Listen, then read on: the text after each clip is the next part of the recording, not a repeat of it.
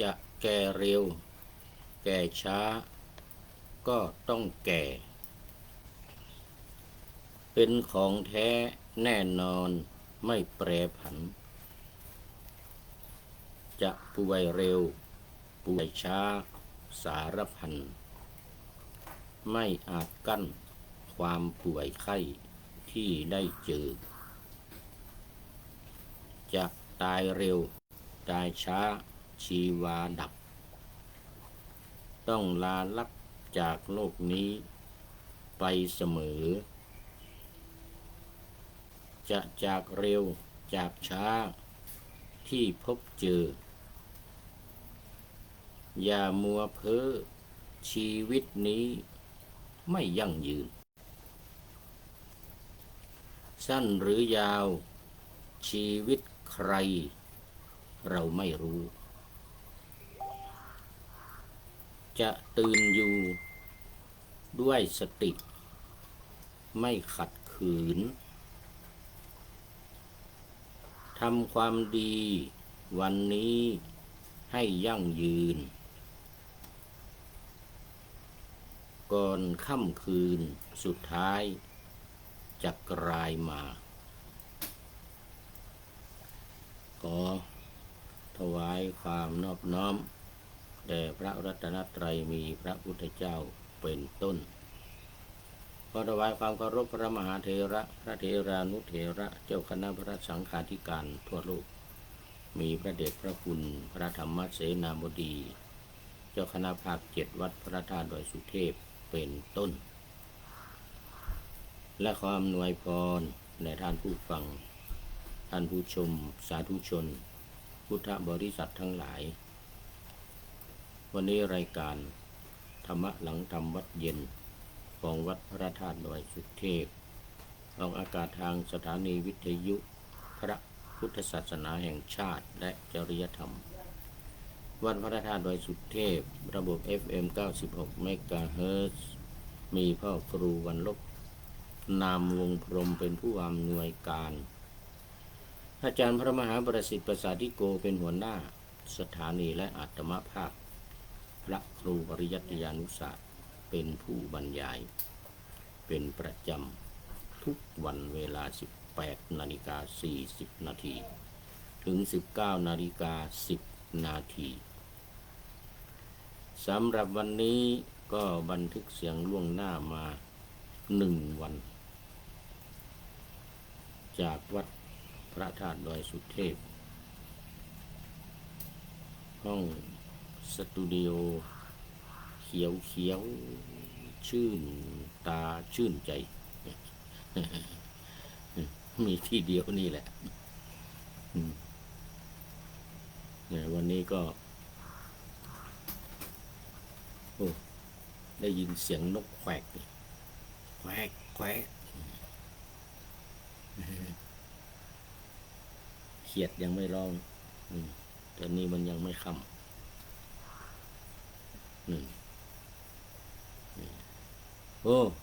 ขอต้อนรับ FC ตัวจริงท่านพระครูธรรมธรสุริยันสันตจิตโตกราบนมัสการครับพระอาจารย์FC ตัวจริงเข้ามาชมทุกรายการครับผม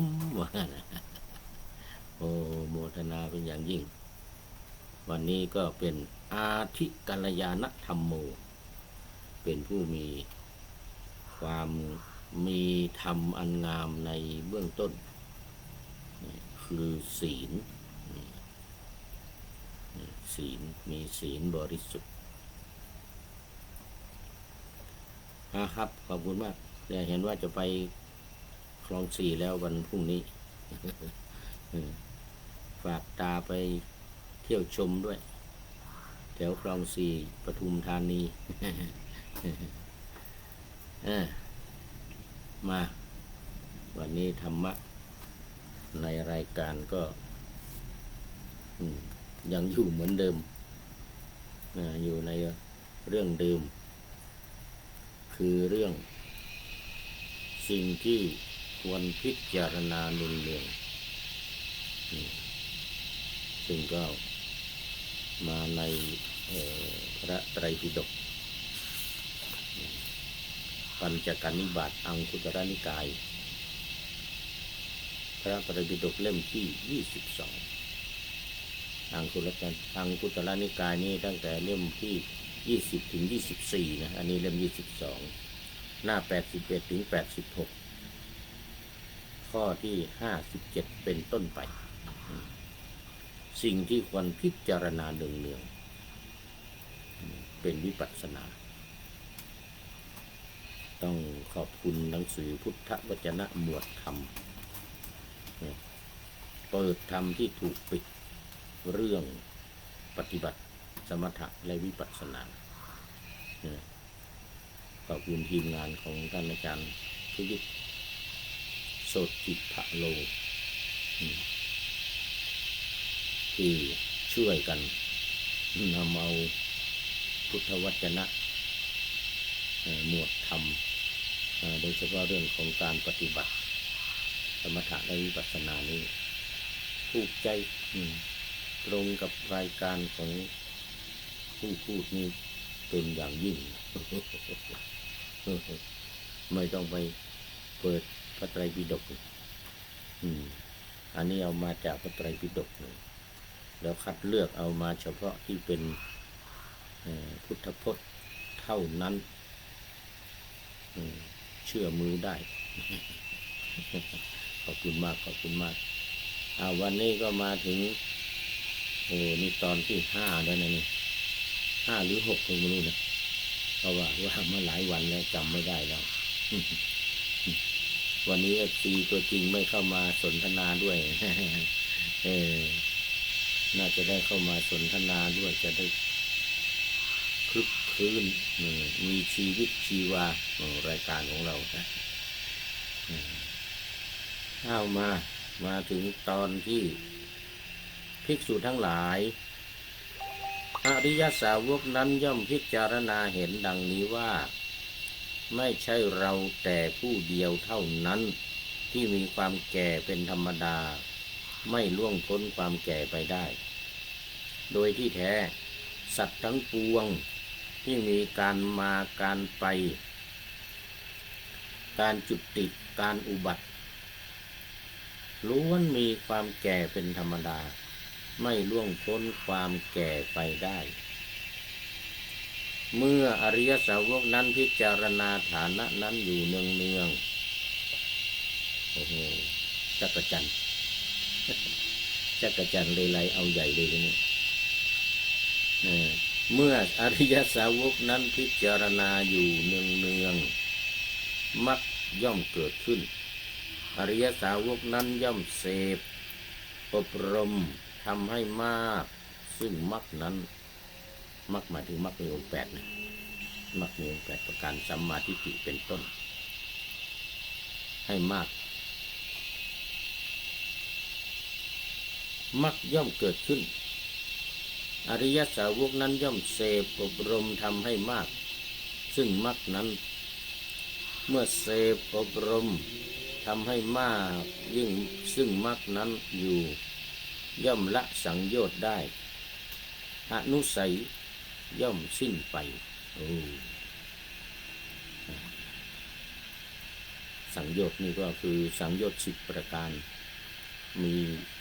สักกายทิฏฐิวิจิกิจฉาศีลพัตตปรมาสเป็นต้นนี่คือการถือว่าเป็นตัวเป็นตนการมีความลังเลสงสัยในพระพุทธพระธรรมพระสงฆ์หรือคุณงามความดีและศีลพัตตปรามาสการลูกคลำศีล ลูกคลำศีลยังไงคือถือศีลผิดปฏิบัติผิดเช่นคิดว่าศีลเนี่ยมันเป็นสิ่งที่ดีเลิศเราถือศีลก็ดีแล้วไม่ต้องไปถืออย่างอื่นไม่ต้องให้ทานไม่ต้องไปเจริญภาวนาไม่อะไรเอาศีลอย่างเดียวอย่างนี้นะอันนี้เรียกว่าศีลพัตตปรามาสหรือภาษาไทยว่าถือศีลพรตแบบเคร่งครัด ตามนี้แต่ว่าไม่ทำอย่างอื่นนะอืมไม่ได้มันต้องไปด้วยกันทานศีลภาวนาแต่อันไหนจะมากอันไหนจะน้อยแล้วแต่เหตุการณ์ทานอาจจะน้อยอาจจะเป็นคนจนเป็นคนไม่มีเงินเหมือนผู้พูดนี่ ผู้พูดที่ไม่มีเงินเป็นคนยากจนก็หนักไปอย่างอื่นไปทั้งเรื่องศีลไปในเรื่องภาวนาอย่างนี้สมถะกรรมฐานนี้ก็ชนะกรรมฐานนี้ว่าไปหรือให้ทานก็ให้ธรรมทานอย่างที่กำลังพูดอยู่นี่เป็นอย่างนี้อันนี้เป็นธรรมทานแต่เงินทองไม่มีก็มีน้อยเล็กๆน้อยๆแต่ก็ให้นะมีน้อยก็ให้น้อยไปตามฐานะตามฐานะแล้วก็ไม่มีใครว่าเราได้เพราะว่าเราไม่มีเราก็ให้ตามที่มีตามได้อย่างตอนนี้ทุกเดือนก็ถวายให้กับคณะสงฆ์หนเหนือ 4,000 บาทเดือนละ 4,000 บาทโอ้เดี๋ยวปีละ1 ครั้ง 4,000 ปีละ 4,000 แล้วก็ถวายคณะสงฆ์ภาค7โครงการอบรมวารีก่อนสอบ 4,000 ต่อปีแต่อย่าไปดูถูกมันน้อยนะของน้อยแต่ว่าเรามีศรัทธาเชื่อมั่นคงไม่เสียดายไม่เขาเรียกอะไรไม่คิดไม่คิดก็คือทำไปด้วยใจบริสุทธิ์บุญมันก็ได้มากแม้ว่าเงินน้อยเดียวต่อปี 8,000 บาทนี่นะ ต่อปีนะ 8,000 บาทนะแต่อย่างว่าเมื่อมันรวมกันเข้าหลายปีเนี่ยมันก็เป็นจำนวนมากเหมือนกันอย่างปีนี้มานับดูแล้ว23 ปีที่ผ่านมาเนี่ยเป็นจำนวนเงิน 184,000 บาทโอ้ไม่ใช่ธรรมดานะเนี่ย เยอะเหมือนกันนะที่พระพุทธองค์ตรัสไว้เปรียบเทียบกับน้ำเนี่ยน้ำฝนที่หล่นลงมาเนี่ยเราหงายตุ่มไว้นะเปิดตุ่มหงายไว้ลงทีละหยดทีละหยาดทีละเม็ด2 เม็ดเนี่ยนะนานเข้านะโอ่งนี่ก็เต็มเหมือนกันนะจะไปดูถูกกันนะทีละเล็กทีละน้อยนี่นะ เยอะเหมือนกันนะได้184,000 บาทไม่ใช่เราได้นะได้ถวาย23 ปีคูณด้วย 8,000 บาทเป็น100,000หรือ1 ล้านนะเดี๋ยวก่อนโอ้ไม่ใช่ล้าน184,000 บาทโอ้ดีใจดีอกดีใจได้ทำบุญโอ้23 ปีเนี่ยเป็นแสนเลยไม่ใช่น้อยๆนะ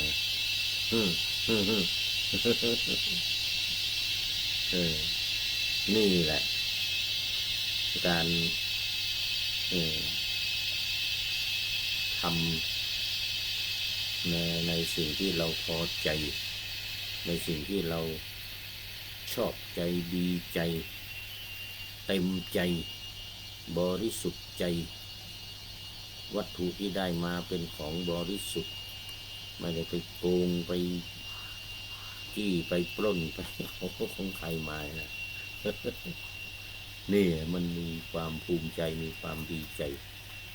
วัตถุทานก็ดีเจตนาเราก็ดีแล้วก็นาบุญที่เราถวายไปเนี่ยเป็นส่วนรวมของสงฆ์เป็นการถวายสงฆ์สุดยอดเลยสังฆทานนี่สุดยอดพุทธองค์ทรงยกย่องอันดับหนึ่งบรรดาทานทั้งหลายเนี่ยธรรมิจทานก็ตามธรรมทานหรือ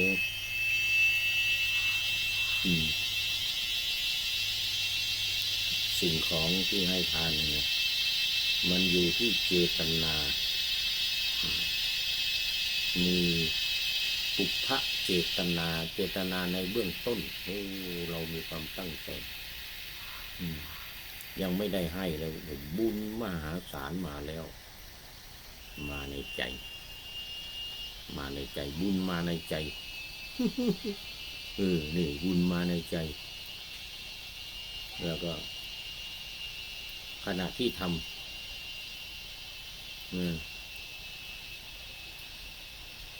ก็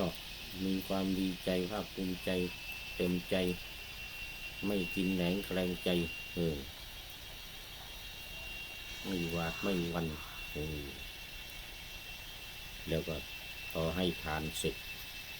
เนี่ยแล้วก็ภูมิใจดีใจไม่เสียดายแม้เงินเป็น184,000เกือบ200,000เราก็ไม่ได้เสียดายนั้นเราก็ดีใจว่าเราได้ทำส่วนบุคคลที่รับทานก็เป็นสงฆ์พระเนนมาอบรมบาลีที่โรงเรียนบาลีก่อนสอบที่วัดดอยสะพันยูนี่เติมไปหมด300 400 500รูปเลยดีอกดีใจมากเราไม่ได้เจาะจงองค์ใดองค์หนึ่งแล้วทั้งหมดเลยสงฆ์ทั้งหมดทั่วโลกนี่สงฆ์ทั้งหมด ทั่วภาคเหนือนี่หนเหนือถวายคณะสงฆ์หนเหนือแล้วก็อะไร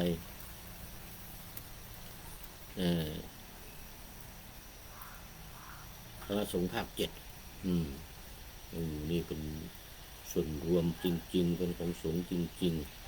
ๆวันนี้สงฆ์มหาศาลเราจะได้บุญอย่างขนาดหนักเนี่ย3อย่างเนี่ยเขาเรียกอัปปลาภาคะเจตนาเจตนาเมื่อได้ให้ไปแล้วเป็นบุญอย่างมหาศาลแม้มันจะเล็กจะน้อยปีหนึ่ง8,000 บาทนี่นะ23 ปีก็เยอะนะ184,000 บาทนะ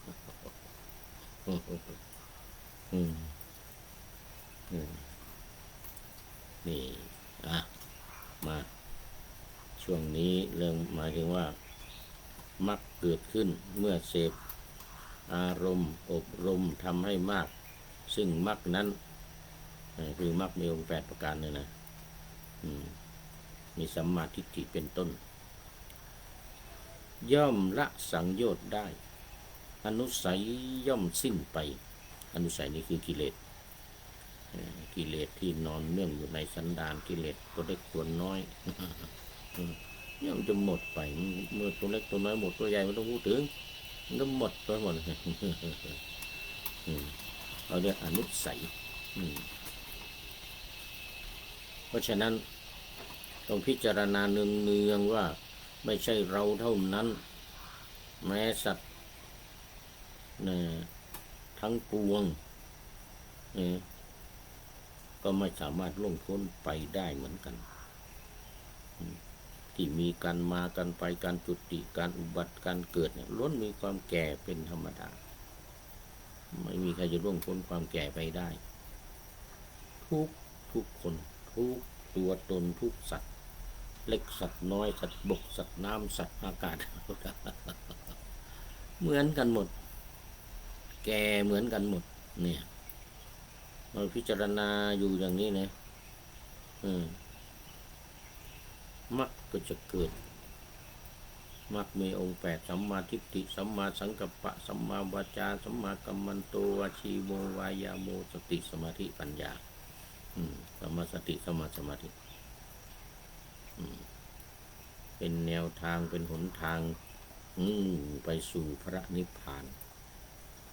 โน้มไปสู่พระนิพพานเอียงไปสู่พระนิพพานอย่างเดียวไม่ไปทางอื่นนี่ข้อต่อไป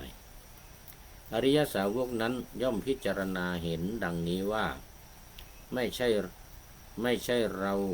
แต่ผู้เดียวเท่านั้นที่มีความเจ็บไข้เป็นธรรมดาไม่ล่วงพ้นความเจ็บไข้ไปได้โดยที่แท้สัตว์ทั้งปวงที่มีการมาการไปการจุติการอุบัติล้วนมีความเจ็บไข้เป็นธรรมดา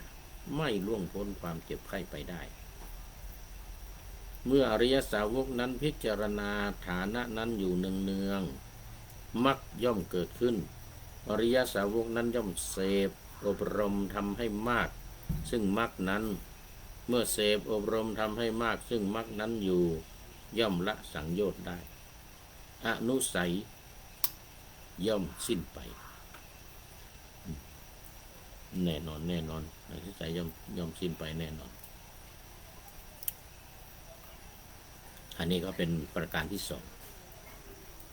ความแก่ความเจ็บต่อไปความตายอริยสาวกนั้นย่อมพิจารณาเห็นดังนี้ว่า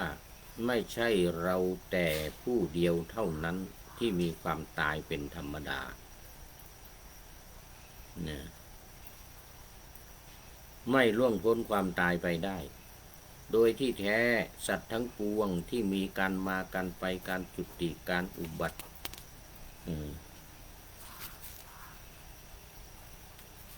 การจุติการอุบัติล้วนมีความตายเป็นธรรมดาไม่ล่วงพ้นความตายไปได้เมื่ออริยสาวกนั้นพิจารณาฐานะนั่นอยู่เนืองๆมรรคย่อมเกิดขึ้นอริยสาวกนั้นย่อมเสพอบรมทำให้มากยิ่งซึ่งมรรคนั้นเมื่อเสพอบรมทำให้มากซึ่งมรรคนั้นอยู่ย่อมละสังโยชน์ได้อนุสัยย่อมสิ้นไปนะความแก่ความเจ็บความตาย3อย่างทุกคนในโลกนี้ไม่ใช่แต่เราเท่านั้นต่อไปอริยสาวกนั้นย่อมพิจารณาเห็นดังนี้ว่าไม่ใช่เราแต่ผู้เดียวเท่านั้นที่จะต้องพลัดพรากจากของรักของชอบใจทั้งสิ้นโดยที่แท้สัตว์ทั้งปวงที่มีการมาการไปการจุติการอุบัติคือการเกิดนี่แหละล้วนจะต้องพลัดพรากจากของรักของชอบใจทั้งสิ้นเมื่ออริยสาวกนั้นพิจารณาฐานะนั้นอยู่เนืองๆมรรคย่อมเกิดขึ้นอริยสาวกนั้นย่อมเสพอบรมทำให้มากซึ่งมรรคนั้นเมื่อเสพอบรมทำให้มากซึ่งมรรคนั้นอยู่ย่อมละสังโยชน์ได้อนุสัยย่อมสิ้นไปแน่นอนแล้วสุดท้ายละเมื่อกี้นี้พัดพรากจากของรักของชอบต่อไปอริยสาวกนั้นย่อมพิจารณาเห็นดังนี้ว่า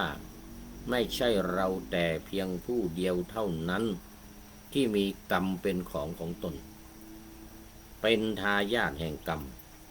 มีกรรมเป็นกำเนิดมีกรรมเป็นเผ่าพันธุ์มีกรรมเป็นที่พึ่งทำกรรมใดไว้ก็ดีก็ตามชั่วก็ตามเราจะเป็นผู้รับผลของกรรมนั้น